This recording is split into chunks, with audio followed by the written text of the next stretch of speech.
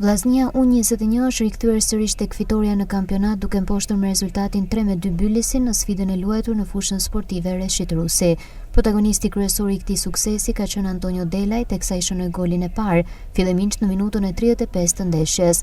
Në fundin e pjesës së parë, mbrojtësi Gledian Pusi do të shënonte edhe një gol tjetër dhe ky 45 minutash do të mbyllej në favor të vllaznia U21 me rezultatin 2-0.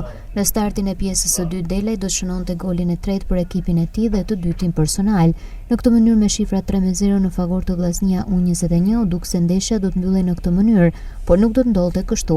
Ballshotët nuk ishin dakord me disavantazhin dhe shënuan 2 gola, madje duke kërkuar edhe barazimin deri në fund, por nuk ja dolën. Si rrjelloi gjithçka në këtë takim u mbyll me fitoren 3-2 të kuqebluve, të drejtuar nga trajneri Edmond Doçi, i cili tha se është shumë i kënaqur me këtë fitore. Ne ishte vështirë dhe dihet që Byllisi i vlerëson shumë ekipet e moshave si 21 po ashtu edhe 19 dhe normalisht që janë lojtarë që vinë për ekipit parë edhe ishte një ndeshje e fortë, një ndeshje e bukur edhe ja vlen që mu bë kështu ndeshjesh. Edhe po duhet falenderoj edhe gjithë ekipin sepse sot u përgjigjen shumë mirë. Ishte grupi i plot gjatë gjithë vitit, normalisht vllaznia s'do ta kishte problem titullin kampion, por nuk është kënë asnjëherë kjo ajo qëllimi jon. Normalisht qëllimi është për me marrë minuta lojtarët edhe atë po realizojmë javë pas jave dhe kështu që duke pa dhe duke pa. Delaj Sari që vjen jep maksimumin edhe normalisht që paraqitet mirë dhe i ka cilësitë. Ne e dimë se cilësitë e Delës nuk e vendyshim as ekipi i parë, po as edhe na.